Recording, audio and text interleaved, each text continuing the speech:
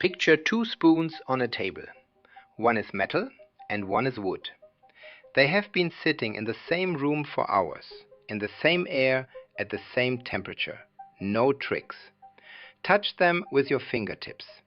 The metal feels colder right away, so your brain instantly concludes that the metal is colder. But it is not in temperature. What your skin is actually sensing is how fast heat leaves your hand. Metal pulls heat away quickly, so your nerves fire like an alarm and your brain labels the sensation as cold. Wood pulls heat away slowly, so the alarm stays quiet. It is the same temperature, but a different heat flow. That is the lesson in miniature. A single word like cold can point your attention in the wrong direction. Cold sounds like something entering you, when physically it is heat leaving you. The easiest way to sound intelligent is to repeat a sentence you do not understand. That is why so many smart conversations are just people swapping labels. Big words, clean definitions, confident nods. Nobody wants to be the person who stops and asks what is actually happening. I can say this because I was that person. Not the confident one, the confused one. At school, they thought I was slow. A teacher told my parents I would never amount to much. I do not remember the exact phrasing because teachers have a talent for drama, but the message was clear. I did not fit the machine. And honestly, I did not care. Not because I was brave, but because I was bored. The lesson always arrived pre-chewed. Memorize the rule, copy the example, pass the exam. The other boys wrote quickly. I stared out the window, felt guilty. And then the guilt turned into a question. Not what is the answer, but what does that answer mean in the real world?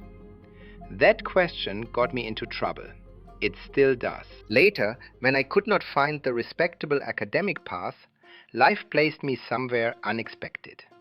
A patent office, a quiet room, paper everywhere, inventors sending in revolutionary machines written in very confident language. And I learned something funny there. The people who understood their invention wrote in verbs. They could point to something real. It turns, it leaks, it heats, it sticks, it stops. The people who did not understand hid behind nouns. Efficiency, power, optimization, energy transfer. Words so shiny you can see your own ego reflected in them. So I made a private rule. Whenever I met a grand word, I asked one small question. Where is that exactly? Where is the efficiency in the machine? If I open the casing, what part of the metal is it sitting on? If it improves, what changes in the real world? Does the temperature change? Does the speed change? Does the noise change? Does the time change? That one question, where is it, is like a pin. It pops a lot of inflated certainty. Once you start using it, you notice something uncomfortable. A lot of what we call understanding is really just comfort with vocabulary. We learn the word and we think we have the thing.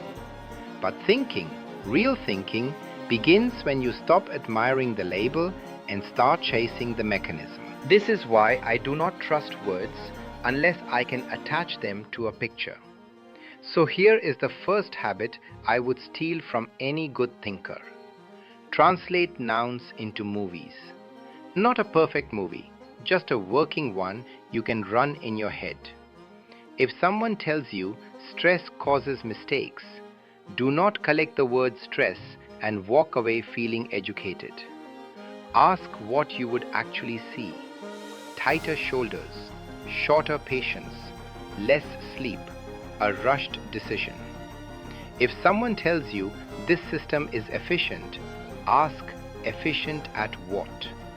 Faster, cheaper, less waste, and then ask what the waste actually is. Heat, time, motion, paperwork? At the patent office, I would sketch ugly diagrams in the margins. Arrows, boxes, a wheel here, a valve there. I was not doing art. I was forcing my mind to answer what changes first and then what changes next. Here is the payoff. Once you have a movie, you can make predictions. What would happen if I changed one part? What would I expect to notice? What result would prove me wrong? That is thinking, not reciting. And it produces a strange kind of confidence. Not the loud kind, but the quiet kind that comes from actually knowing where the idea lives in reality. The second habit is even simpler, and polite society trains it out of you. Ask why without apology. Not the hostile why that tries to win, the curious why that tries to touch the gears. And here is a question I loved because it cuts through almost anything. Compared to what? If someone says it is fast, compared to what? If someone says it is safer, compared to what? If someone says it is obvious, compared to what? If they cannot answer, what you have is not knowledge, it is confidence. Which brings me to the third habit, the one that looks like weakness but is actually strength. Get comfortable saying, I do not know yet. That word yet matters because it keeps the door open. Now one more quick demonstration. 10 seconds in your head. Picture a clear glass of water. Drop a single drop of ink into it. Do not rush. Watch the cloud. It spreads, it curls, it fades. If someone tells you that happens because of diffusion, you should feel suspicious. Diffusion is a label. The real question is what mechanism moves the ink when nobody is stirring? Once you ask, you can almost sense the invisible restlessness in the water, the constant jitter, the collisions you never notice. The ink is not deciding to spread, it is being moved by a world that refuses to sit still. That is what understanding feels like.